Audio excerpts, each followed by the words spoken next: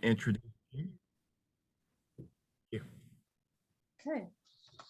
Good morning, fellow Toastmasters, and if we have any guests, it is truly a pleasure to have the opportunity to introduce our guest presenter for this elective. Let me just give you a little bit of background information. I will introduce Jim. It will be followed by a Q&A session. You can put your questions in the chat or you can raise your hand. Let's begin. We want to hear what Jim has for us this morning. Jim Kokocki, Distinguished Toastmaster, is a writer, speaker, and speech coach residing in St. John, New Brunswick, Canada. After a first career that spanned information technology, sales, and marketing, Jim retired from Bell Atlantic in 2012. During 2015 to 2016, Jim served as International President for Toastmasters International. What a privilege to have a past international president at our conference today. Just a few important tidbits about Toastmasters International. Toastmasters International has over 16,000 member clubs and 340,000 members in 149 countries. Toastmasters' mission is to empower individuals to become more effective communicators and leaders.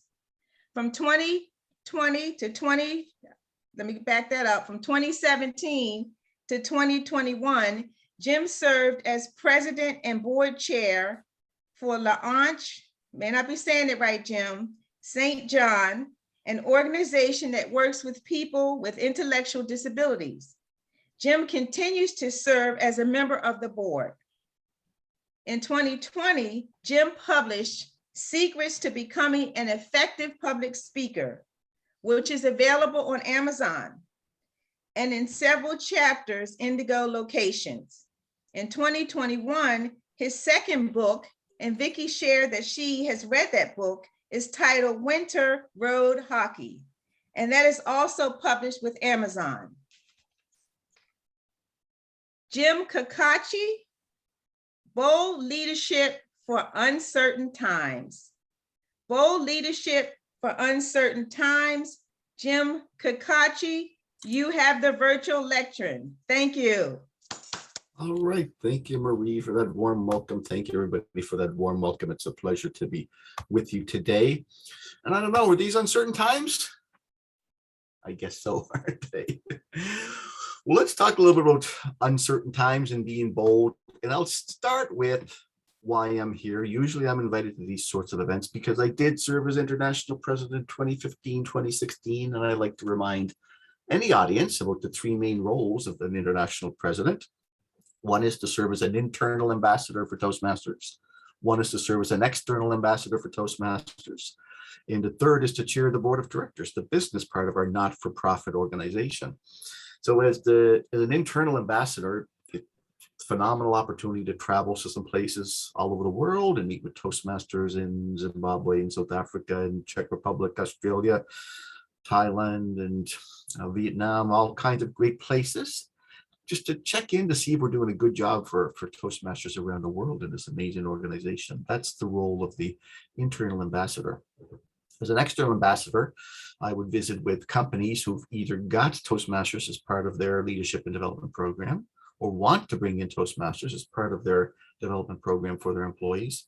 So lots of banks, companies like Microsoft, lots of big companies have got Toastmasters embedded as part of their development culture. And you folks are well aware of that. Some of you are probably a member of some clubs within your companies.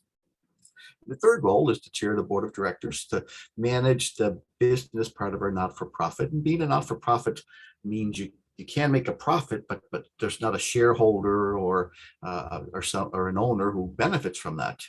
It's important that the company do be viable. Not every year have we been profitable. The last couple of years have been tough, but we need to make sure we can pay staff and support IT infrastructure. Chairing the board of directors is important strategically and financially. The pictures I've got on the screen are me chairing the annual business meeting in a city named Washington, D.C., which I think you're all familiar with. That was a business meeting scheduled for 2 hours. It ran for 6 hours. Wasn't my fault. We had some technology issues. It was still pretty fun. We got our work done.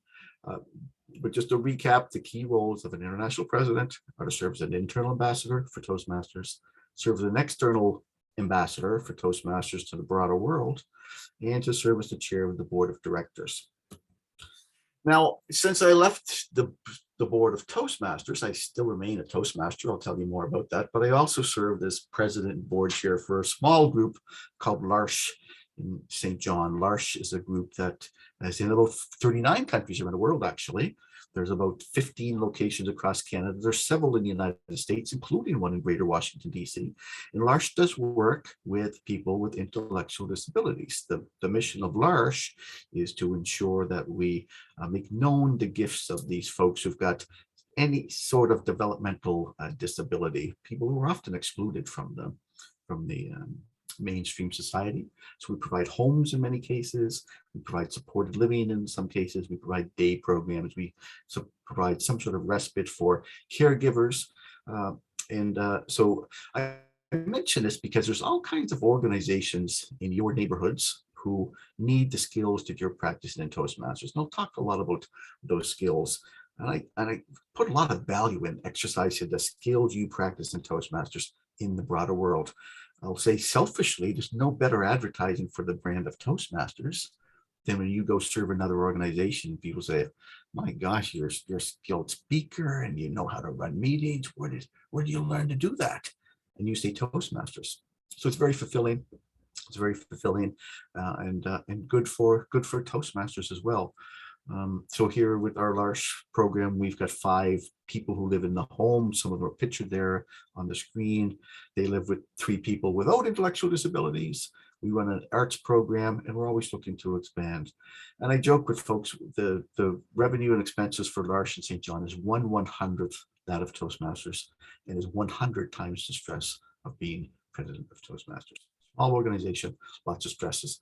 But the skills that I practice in Toastmasters and continue to practice every week help me in my work with L'Arche. And I will always be a Toastmaster. This is the pitch I give to people who aren't Toastmasters, or the pitch I give to help people think about retaining if people are thinking about leaving Toastmasters. So look, public speaking and leadership are skills. And any skill requires practice. Any skill requires practice. The best athletes in the world practice basic skills. LeBron James practices dribbling drills and free throws. The best golfers practice putts long and short. They practice basic skills. If you want to be strong as a communicator or you want to be strong as a leader, you need to be exercising those skills on a regular basis. So 3 things you need are you need some knowledge. So let's talk about communication specifically to start with. If you want to be a strong speaker, you need to know about organizational techniques, eye contact, vocal variety, gestures, how to use a stage, how to use a microphone. There's some knowledge you need. And you can find that in lots of places. You can take a 1-day course, you can take a university course, you can watch some YouTube videos, you can watch some TED Talks. There's many places where you can get knowledge about being an effective speaker. But knowledge alone will not make you an effective speaker, will it? It's more than knowledge, because this is a skill. You need practice and you need feedback. So the practice can come from some other sources. If you're a teacher, you're presenting all the time to students, to a relatively passive audience, you won't get much feedback. Or if you're a salesperson, you're presenting all the time, but you wouldn't get much feedback other than got the sale, didn't get the sale, some questions. So you can get feedback from a mentor, you can get a mentor, you can hire a coach, you can get feedback from those sources. Your friends and family won't give you good feedback. But I think as Toastmasters, you know where this is headed. We bundle all those things very nicely into our meetings, don't we? We'll provide you with a base of knowledge that you can supplement from other sources, and please do supplement from other sources. Gain all the knowledge about speaking and leadership that you can. We'll provide you a chance to practice giving speeches, taking leadership roles, small and large, and that'll give you a chance to stretch your skills, and we'll give you feedback on your performance. So what a deal. What a deal. That's why I'll always be a Toastmaster. That's why everybody should be a Toastmaster. And that's why I hope all of you stay for life. I'll mention I sometimes see surveys. Toastmasters does do surveys, and most of them are out on the public site, toastmasters.org, with people who do leave the organization. People will say, Jim, we need to do something about retention. However, about 80% of the people who leave say, this was great. I got what I needed. I might be back. I'm going to tell other people about this. So I really don't see how we climb much more over 80% satisfaction, because when people feel they got what they needed, that's a happy customer, that's a happy Toastmaster, that's a happy member. I'd love to see us keep in better touch with people who've been part of our organization for some period of time. But we have satisfied people for the most part. I will mention I've seen surveys before that say 1% of people say, oh, there was club politics, and another 1%, oh my gosh, it was district politics. Another 1% says they made me speak too often. And another 1% will say they didn't let me speak enough. I'd love to see those people get to those different clubs.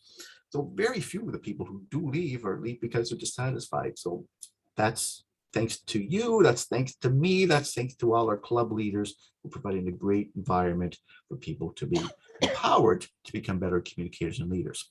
So good job. So uncertain times. We're still in uncertain times, aren't we? We're getting better, it's getting better. But we have been through this pandemic. And as we emerge from it, people will say, well, what did you learn in that time period? And we don't often reflect on that. Maybe you have done some reflection on what you've learned. But as a member, if you're here today, so I know you've learned quite a lot during this period. Let's take a look at this slide. So I found some time ago this slide on a site called NBA.com, and they surveyed some human resources professionals. And they said, look, what skills are more important during this pandemic period? And I hope we're emerging from the pandemic period, but we're not quite out of it yet. So here's what HR professionals said. There's 3 I want to highlight, and I'll read them all for you because it's a little hard to read. First, they said 60% said the ability to navigate the challenge of tech disruption is ever more important. Have you managed technological disruption? I know you have. If you're a Toastmaster today, you've gone to an online environment, Zoom or Skype or Teams or something else. I take immense pride at how quickly our clubs around the world adapted to online environments. And now our next phase is moving to a hybrid environment. I've got one of my clubs, we've got a member from Zimbabwe, and he's not going to physically come to any of our meetings, but he's an important member. And I'm sure you've got similar situations. We need to support hybrid meetings moving forward. Some of my clubs are experimenting, and it's interesting. People say they want to have face-to-face and hybrid meetings, but they're not showing up physically at this point yet. And maybe I'm sure we will improve with that performance, but thus far people are enjoying the convenience of joining from home. But every business in the world is going to need to figure out how to manage hybrid meetings. So you've managed technological disruption and managed it very well.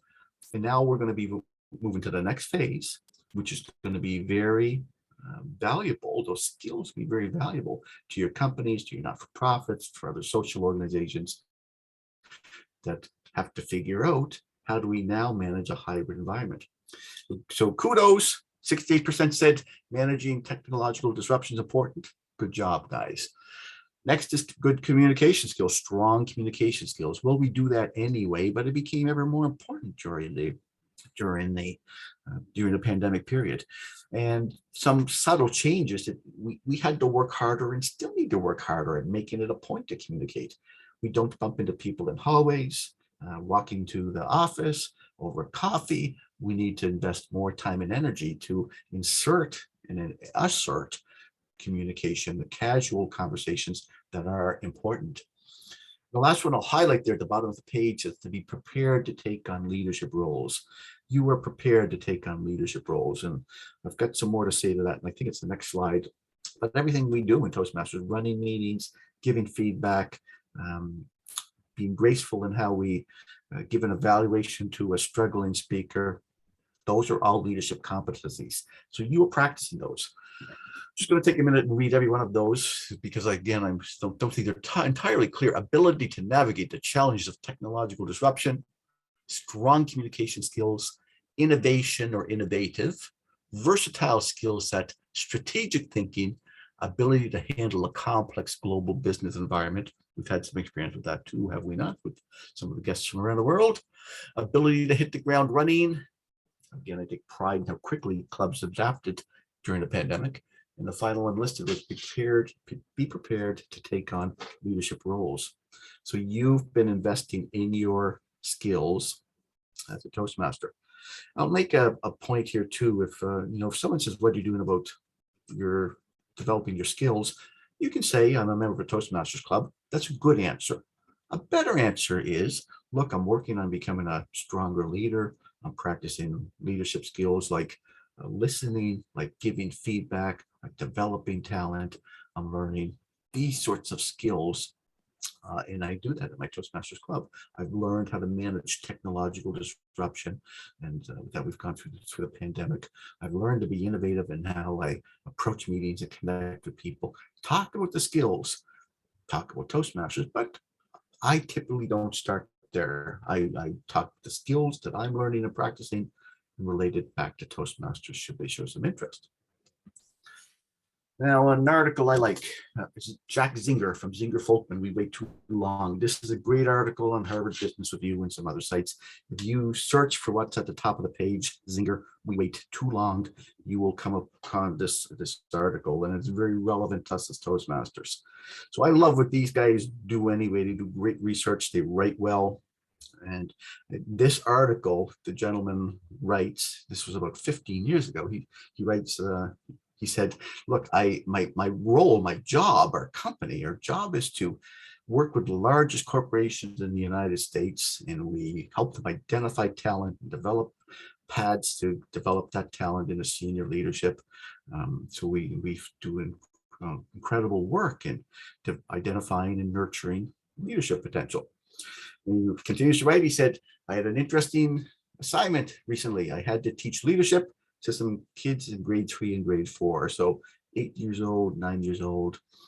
Continues to write. He says, how do you teach leadership to kids that are 8 and 9 years old? And he said, leadership for kids that age, it's not about mission statements. It's not about dealing with non-performers. So leadership at that age, it's about protecting the self-esteem of your colleagues. And leadership's about focusing on real problems and not quirky personalities or quirky habits. So I read that and it kind of stopped me in my tracks because I thought that's leadership at any level. It's learning to protect the self-esteem of colleagues while perhaps redirecting, refocusing. So about focusing on real problems, what really needs to get done, what are the issues, and not curious behaviors or curious habits. So leadership at any level, in my opinion. And then he continued to write, and he said he went back to his office and he said to some of his staff, he says, well, now I'm curious. I just trained some kids who are 8, 9 years old on leadership. He said, in our firm, what's the age of someone when they come to us and they get their first ever in their life leadership training? So they went and they did some research. He said, well, Mr. ZENGER, looks like they're about 42 years of age on average. Oh, okay. He said, well, when do they get promoted to leadership, to management? So they did some more research and they came back and said, well, it looks like 28 to 32, somewhere around that age is when they get promoted. So he rightly asked, he said, well, what's their basis for leadership? What's their style? What's their experience if they're not getting any formal training until 42, but they're being promoted some 10 years before that? And this is not uncommon. And I bet you've all seen this, where people get promoted because of technical competencies, because they're great accountants or marketers or salespeople. They get promoted because they've got technical capabilities, but they don't have the soft skills of leadership. So I want you to take pride and recognize that you are developing those skills and nurturing those skills. You're practicing those skills at every one of your Toastmaster meetings. You're learning to respect objectives, to assess performance relative to objectives, to give performance feedback, to protect the self-esteem of those colleagues, to focus on real problems and not worry about 2 or 3 ums and ahs in a presentation, but to give corrective behavior feedback when there's an awful lot of distracting gestures or filler words. So take pride. You're doing a phenomenal job developing skills. Now, it's one thing to go to meetings, but this is a participation event. And if you're you need to do speeches, you need to take on leadership roles, whether they're chairing or serving as Toastmaster or serving as odd counter or timer, you need to take on leadership roles. And early on, I heard quite a lot of feedback about pathways. Some concerns about it. I don't hear that now. New members are unconcerned. New members join and they love pathways. And it still amazes me that, what was that, 5 or 6 years ago when someone joined, we would take their money and we'd send something to California or Colorado and we'd ship a booklet to them and they'd get it a week later and they could start the program. That's not the way the world works these days. These days, people want to buy and they want access now, whether it's music or food from Uber Eats. It's an instantaneous purchase and consumption environment. So I'm delighted that Pathways is enabling that for folks. And I'd like to share, these are 4 stories that I've heard either in speeches or people who volunteered to me about some tremendous transformations we've had with individuals with Pathways. And we've always changed people's lives. We've always transformed people, made them, empowered them to become more effective communicators and leaders. But it seems to me the Pathways is making that happen even sooner. And I love stories like this. If you've got some, share them with me. I'll be happy to share my email ID and you can connect with me. But here's 4 stories about transformation and Pathways. The first, from the bottom of the page, I'm going to tell you a story about a nurse I met. I was at a Toastmaster event in Taiwan. She came up to me afterwards and she said, "Jim, I love Pathways." She said, "I just love Pathways." She says, "I've been a head nurse for 20 years. And people have always thought I'm bossy and pushy, and I've never understood why." She said, "I did that program where I needed to assess my communication style." She said, "Jim, I've made some very small changes, but people are reacting to me differently. I'm not even sure why, but they're reacting to me differently." So when we can make help with a transformation like that, I say it's a very good day. And I'm delighted she doesn't even entirely understand how significant the small changes were, but people are responding to it differently. So a nice success story. Second one I'll mention on the left, it's meant to show a coach. I heard in a speech, a gentleman talked about going through the coaching program in Pathways. And he talked about how he is a sales manager and he has a staff.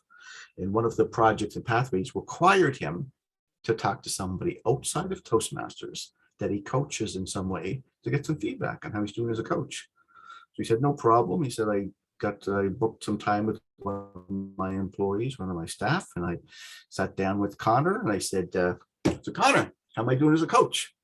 And Connor looked at him, shook his head and said, "Well, really, not that great. I'm often confused about precisely what you want from me, and I need to reach out to you to get feedback. You're not very proactive with feedback." And so he learned something.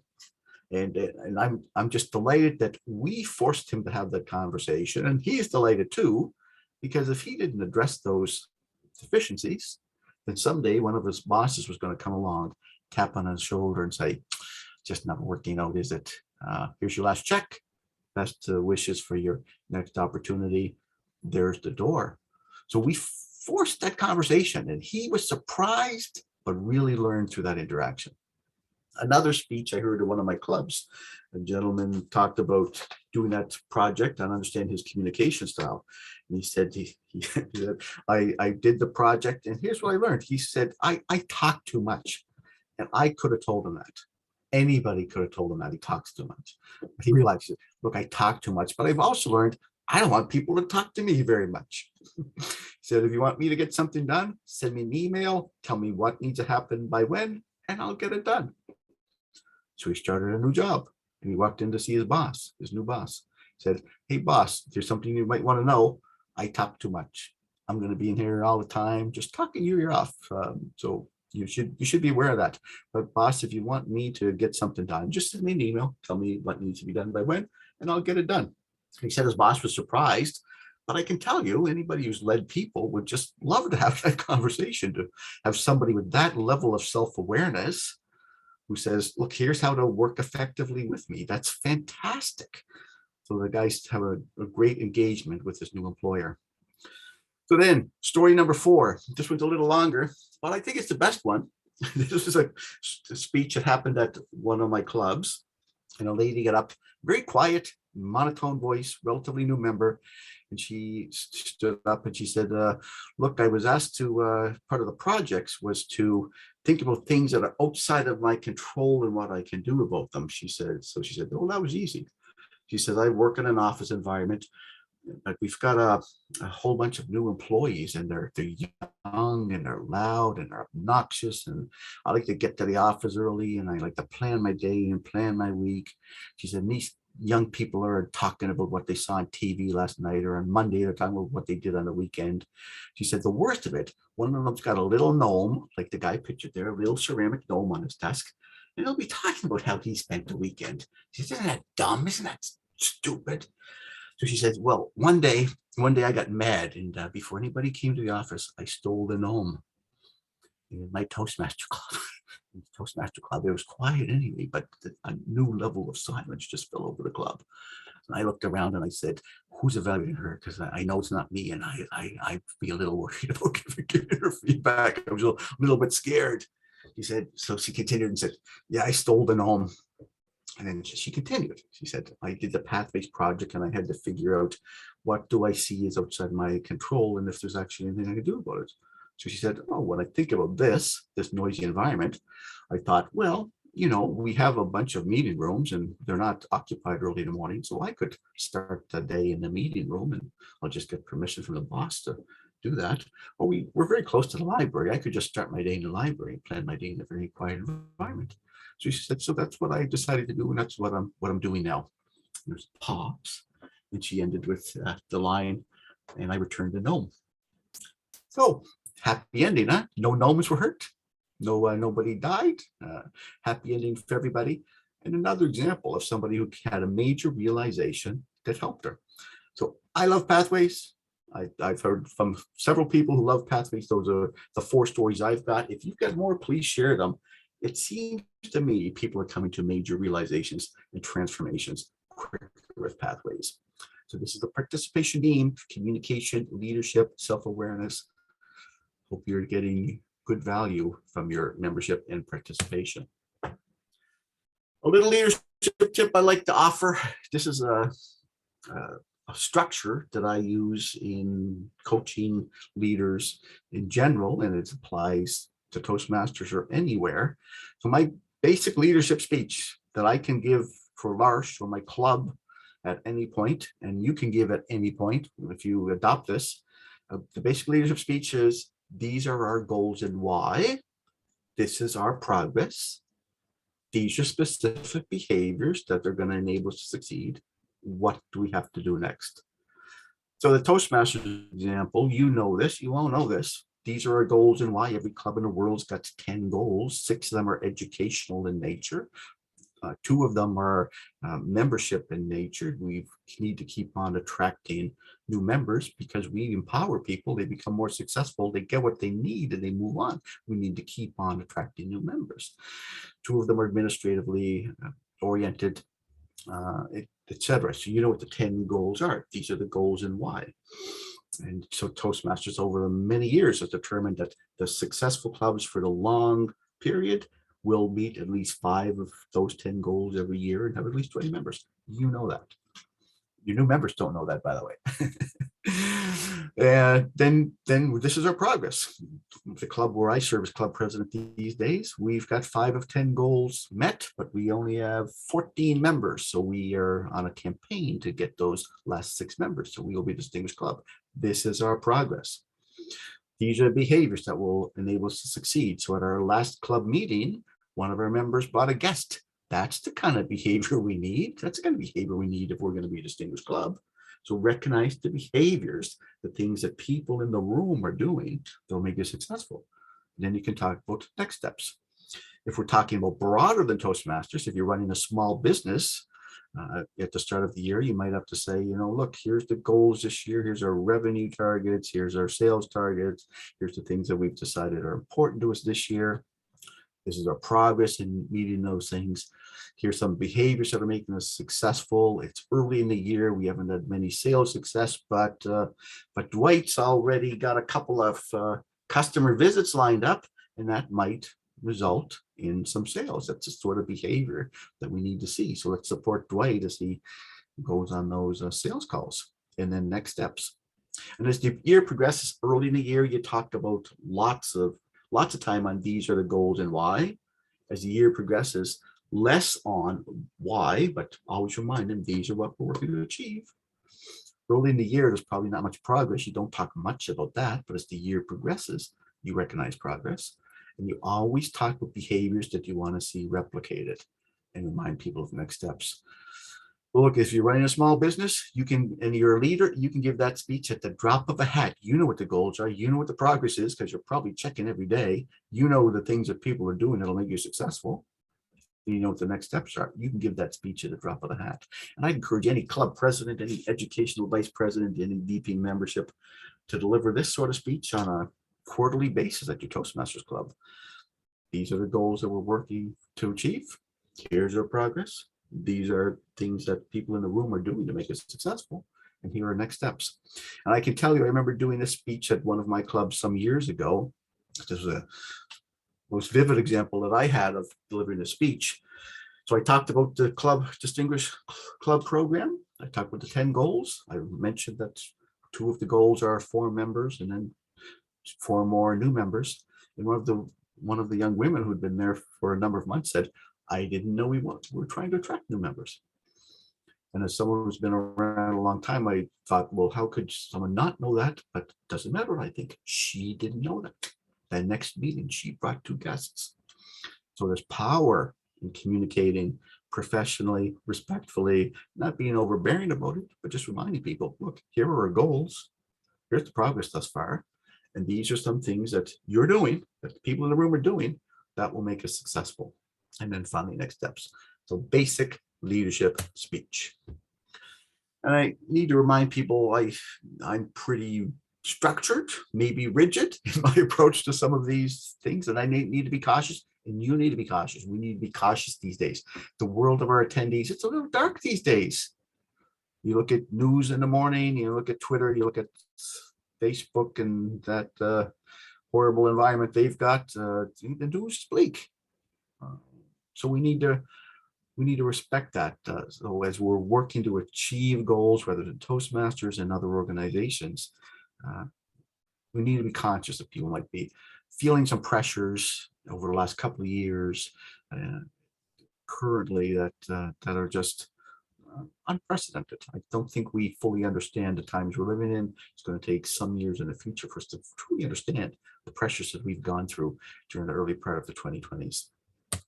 However, 100 years ago, we had the Spanish flu that killed something like 50 million people. COVID hasn't done that yet. Just came out of World War I. So that was in 1920, 1921 that we're talking about. 100 years ago, pretty well exactly. And then after that was the Roaring 20s, scenes like that. So I'm really hopeful that's where we're headed, to some celebrations like that. You see the guy in the lower right with the big puffy pants. I've still got a pair of pants like that from the 1980s. So I'm ready if those dance parties happen to break out again. So we need to be, as leaders, we need to be optimistic. We're headed for better times. And I'm going to take a quick pause there for Marie. I've got some more material I can go through, but I want to respect the desire for questions and answers. Are there any questions out there, Marie?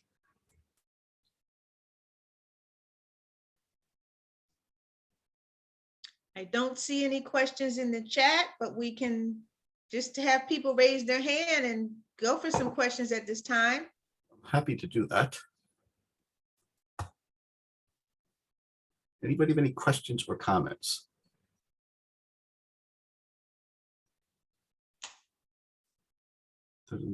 Doesn't appear to be so. Nope. Okay. I have a question, Jim. Sure. And the question that I have is, when you began, you talked about the role of the immediate past president, not internet. I'm sorry. Yeah, immediate past president. and you used the term ambassador. And I thought about how when Pathways rolled out, we had the ambassador and we had the guide. And I thought about the role of the ambassador and how we were told, I was an ambassador for one of the ambassadors for 29, and it was stressed to us that we were a cheerleader essentially. And my question to you is, how do we remain ambassadors for our club when we're communicating within our members as well as outside? How might we use that term? How might we use that term? Well, I think it's important to focus on the successes of our members. Our mission is to empower individuals become more effective communicators and leaders. In what way has that happened?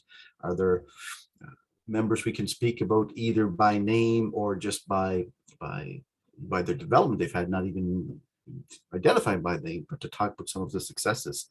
It's interesting. In one of my clubs, we've just had a new member join from a large organization because one of her coworkers joined a year ago, and her coworker was extremely reserved, very, I'm not sure how to describe it, but she's just very much super composed, and she's developed, she's blossomed. And so people have said, how she's transpired, how she managed to do that. So she's been a wonderful ambassador for the organization. So, and she's happy, Lisa's happy when we talk about how she's developed. I think that's the best way to be ambassador, to give real examples about struggles that people had and how they've participated in our supportive environment and developed to a new phase of their life. Okay, thank you. Now, I will say, one of the things that I've not seen us do successfully in most of our clubs, there's probably some examples around the world, but I don't think we're telling those stories very well.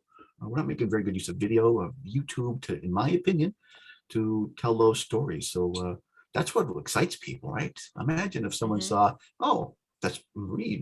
There's a little 1-minute clip of Marie talking about her progression and how that happened. That's extremely powerful and inexpensive public relations. I agree. Thank you. Anyone else? Lynn, you have a question or comment? This is Ying Wang from Tech Toast. I have a bold invitation. Hey, Jim, thank you for coming. Your speech is very inspirational and you're friendly. When I listen to your talk, it's just like a friend talking to me. I like the style. Now, since the meeting is bold, my club has an open house on Tuesday, May 24th. It is Eastern time at 7 p.m. Check your calendar. May you come as a guest speaker, 5 to 7 minute speech. Well, I'll tell you what, email me. I'm going to put my email in the chat, and I'll say perhaps I prefer to go to larger events. So I'm not going to say no, and I'm not going to say yes, but this is like a small event. Yeah, well, it is. Well, yeah. And so is there a way to make it a bigger event? Can it be publicized more so? Because that's making better use of your time, making better use of my time. So I would say perhaps if it can grow into something larger. We all like to speak to larger rooms. So, and maybe if you can get some progress on that, I can help you with a catchy title. The title today is kind of catchy. I prefer to speak to some larger groups. So not saying yes or no at this point, Ying. Yeah, you make a bold challenge to me. That means I need a really good advertisement. There you go. A nice challenge. I'm empowering you to have a bigger impact for all your clubs. Yeah, thank you. Yeah, may you put the email address on the chat? Thank you. I will. You're a future area director, I can tell already. Thanks. Anything else there, Marie? I'm going to put my email ID in there. No, don't see any in the chat. I didn't mean to put you on the spot, Lynn. I just thought that you might have a comment or a question.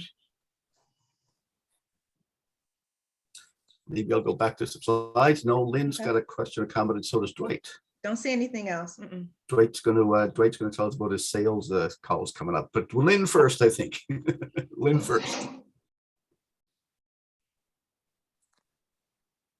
Do you have a question, or I have a question? Well, just I'll go to Lynn and We'll then go with Dwight Lynn and then first. Sangam. Yeah. All right. Jim, thank you so much for giving us the opportunity to understand how we lead in our Toastmaster clubs in these uncertain times. And I particularly appreciate as an area director because I want to make each club successful. Do you have any other ideas, as we had asked this morning to Deepak on membership? How especially in corporate clubs. And I appreciate your thoughts about the engagement with the corporations. That's very important. But is it themed meetings? Is it, what do we do? And it's also to share ourselves in the importance that Toastmaster has brought to us. Thank you. Well, that's a great question, Lynn. So yeah, I've got some thoughts on that, and I did catch some of Deepak's presentation on that. A few things I think we should be doing with corporate clubs is invite some of the senior leaders who aren't Toastmasters to present at a meeting. Invite them to come several times a year, ask them to drop by. You remind them that they're getting great value. Here's how your employees are developing a Toastmasters club. And hey, big boss, would you or one of your people come and address the group? That might make them nervous, but you can also publicize that to the employee base too, right? Big boss coming and addressing the Toastmasters club, talking about the value of Toastmasters within the organization. So I think that's one thing we can do, and something that I haven't seen done a lot of, but ask them to drop by spontaneously, surprise the membership, make the club members a little bit nervous, but make the club members proud after they perform well in front of the big boss. Ask them to speak, have them hear how their Oz tallied, and promote it. So I think that's one tool we can use. I also think corporate clubs should be sending at least a annual report, maybe a semi-annual report to some senior leaders in HR or whoever that can be shared around, saying, hey, here's the people who are members. Here's some of the educational achievements, because some of them are going to read that and say, that's what happened to Lisa. Lisa changed. I saw something. I didn't know what happened. She joined Toastmasters. You know who else needs to get to Toastmasters? So I really think corporate clubs they can do that now. If they're excited by that sort of thought process, send that letter now. It need not be long. Just here's our current members. Here's some of the educational achievements. Here's the paths they're working on. That's great PR. So those are a couple of ideas for you, Lynn. Thank you very much. Thank you, Jim. Dwight, and then there's a question in the chat, but I'll read that after Dwight. Okay. Great, thank you. Hey, Jim, you are a well-known worldwide speaker, and you've met clubs and districts from all over the world. And I'm looking for your thoughts and suggestions, because one of the challenges we have is we tend to connect well, and we have a high level of engagement for those that participate, especially in these Zoom environments. We don't get as much participation as we did with in-person environments.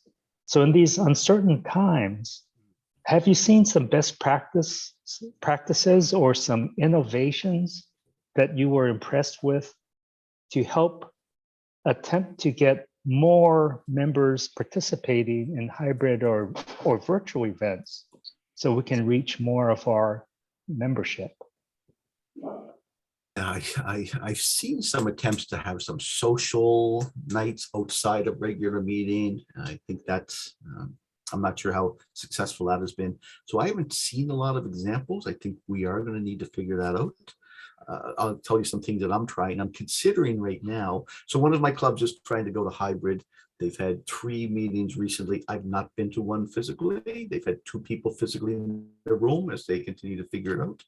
I think we may have to have one of those bigger events, like I was talking to Ying about, to have some more clubs participate on an evening that's not ideal for any of the clubs, but it's a chance to get together, do some PR, and get back to some of that that face-to-face communication.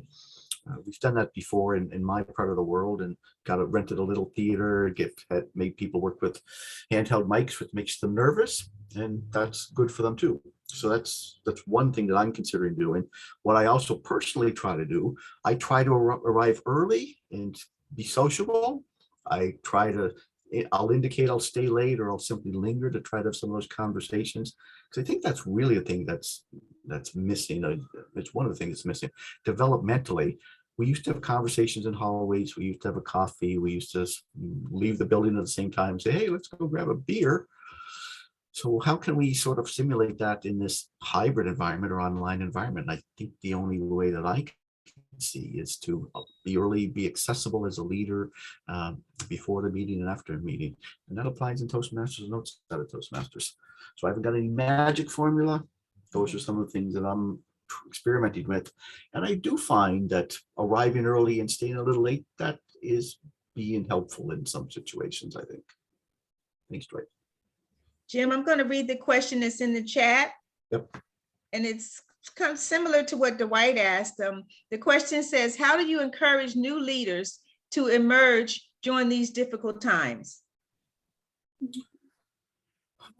Yes, that's a good question. I think the key, it's always been about identifying potential and simply recognizing talent, something that they do well. It's looking at a exceptional job serving in this role, accountant, general evaluator, whatever it happens to be, and did a great job on that. I hope you continue to develop in the organization. Have you got any thoughts on that? It's inviting those sorts of conversations.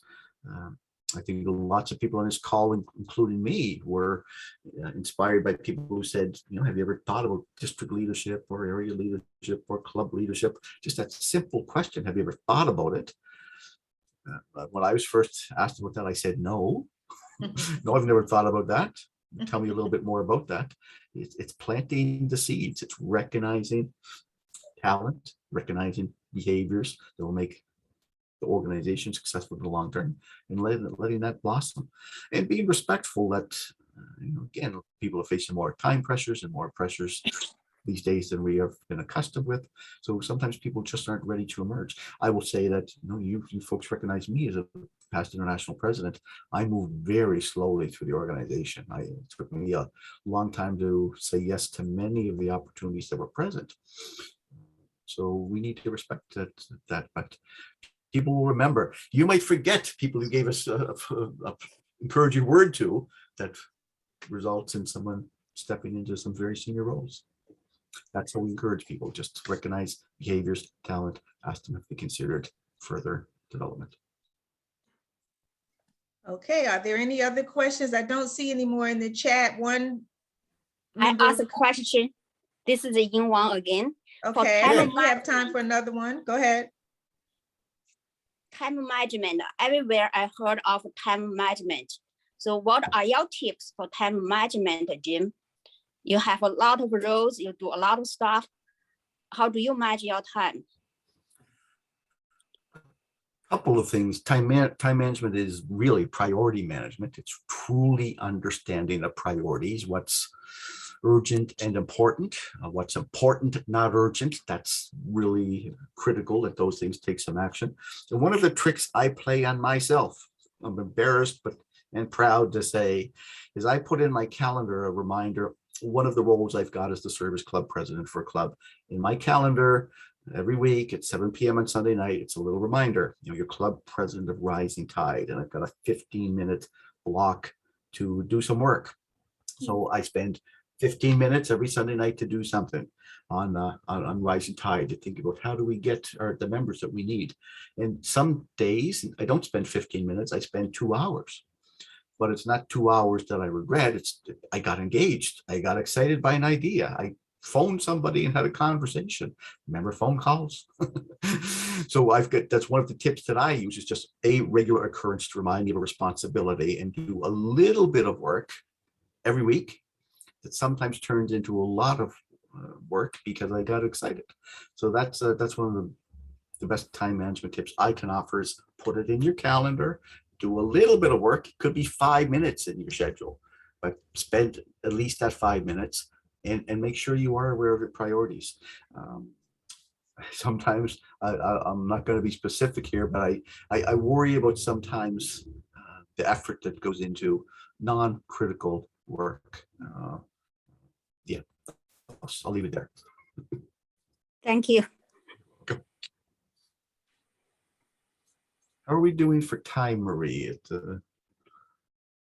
We have 8 minutes. 8 minutes. All right, well, we can take some questions or. Jim, I've got a question for you. Sure. What do you see as the biggest opportunities for Toastmasters when you think about the future, when you think about where we're heading? What are the biggest opportunities? There's a couple. One is, I mentioned earlier, I don't think we're making good enough use of video. Yeah. You know, that might be TikTok. I don't know. I was on TikTok for a little while, but I can't dance, and I got off TikTok. There's YouTube's pretty prevalent. I don't think we're telling our success stories well enough, and our success stories are just inspirational. One of the things I'd like to do with some of my clubs is to capture them, like 1 minute, 90 seconds, 2 minutes. Just, hey, I'm a member of Rise and Diet Toastmasters. When I joined, there was some people before a group, and now I just spoke before 30 people. And here's how that happened. Those brief inspirational stories, we need to tell them more effectively. So we'll always need to work on marketing and PR. Every company in the world, every organization in the world needs to work on marketing and PR. I'll say I don't think it's a strength for us right now, and the strength needs to be at the club level. So folks on this call, on this Zoom call, you've got opportunities to experiment, and it doesn't need to be professional grade. we just need to have some content that people will engage with and hear some of those stories. So that's one of them. And second, I think we need to figure out how to more successfully engage with corporations. There was a question about that earlier. I think a key is semi-annual reports or annual reports saying, here are the members, here's the educational achievements, here's the pads they're working on. Look, we've got that already baked in the organization. You've seen people who've developed and transformed because of the participation. You might not have understood why, but here's why they're a member of the club. Better engagement with corporations. So the first part I answered about the video, I think that helps address the community club environment. The second addresses the corporate club environment. Lots of work to do on PR, lots of experimentation. And I'll mention I follow some people on Twitter on communication and marketing, etc. And one of the guys was just tweeting out this week. He says, we test 20 to 30 creative concepts every week. Every week. You can't do that. I can't do that. We can't do that much, I suppose, collectively as Toastmasters International with 16,000 clubs, we can, but we need to experiment. They test 20 to 30 concepts and see which it's engaged more successfully with their audience. So they're experimenting to find out what do people respond to. We need to experiment as well, but we don't have the time and resources to do as much as the professional firm does. And we do have a hand raised. Go ahead, Anton. Thank you very much, Marie. Past National President Kokocki, I have a question regarding our legacy content that's still out there in our environment, that when I hear members talking about what they would like to learn about in regards to things like evaluation and club management and club leadership, with the input into engagement into pathways, things like our successful club, leadership excellence, success communication, success leadership, became more of an archive effort that if members like me who have been in the organization for 3 decades and needed them for credit to get to Distinguished Toastmaster, don't know they're out there. My main question is, how can we encourage the members who are inaugural pathway, continuing pathways members to see those as viable, content-rich tools for their future growth within themselves, within their clubs? Over to you. Well, that's a good question. I'm not exactly sure what the availability is. And Rick, I'm going to put you on the spot. You might be more current with the availability of those products. Well, I do know that Toastmasters has been continuing to review its pathways education offerings, and I know having interviewed several individuals that were running for the board, that one of the key areas of focus was looking to improve and update pathways. And certainly part of that process was taking a look at some of what was offered under the legacy education program and porting over some of the things that they hadn't yet. And actually, if you look at the recently unveiled updated version of level 1, what do you see there? I mean, you actually see some content that really came from the old competent communicator manual, right? Because we now have 4 projects in level 1. Researching and presenting has now moved to level 3 as an elective. We have a project that's focused on vocal variety and gestures, and that was a big part of the CC. I really enjoyed that. And then we also have a speech that's focused on, I think, speaking with purpose. So it's a bit more of a focus on the fundamentals, which I think was a real strong point of the CC manual. But I think going forward, Toastmasters International, they're going to continue to look for opportunities to bring back some of that content that we no longer have. So Anton, I would just suggest to you, be patient, my friend. TI are on the job, and they're going to continue to make refinements. Thank you for that support, Rick. And yeah, not building on that, our core themes are communication and leadership, and they haven't changed. The themes haven't changed in 200, 300 years. Communication is about organizational technique, eye contact, vocal variety, stage use, etc. Leadership's about planning, organizing, delegating, empowering, and those are the same themes are reflected in the products that you mentioned, Anton. So while they may not be available or they may not be contemporary in some of the images and language that are used, the concepts remain valid. So I'm sure, as Rick has pointed out, the products will evolve. They may take different formats, but the themes remain the same. Well, it is now 11:24, so I would like to ask everyone to unmute themselves and give Jim a round of applause. Thank you so much, Jim. That was an amazing session. Thank you so much.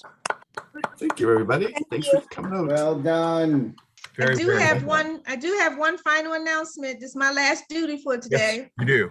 Please pay attention and look forward to the evaluations. They will be sent out collectively. Please make sure that you complete your evaluations. Thank you very much, Jim Kokocki. Thank you, everybody. Thank you, Jim and Marie. Yes. Thank you.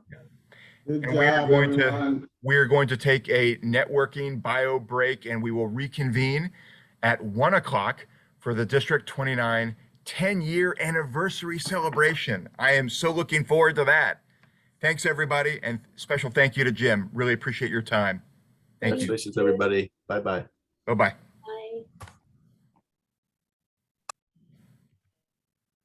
Bye.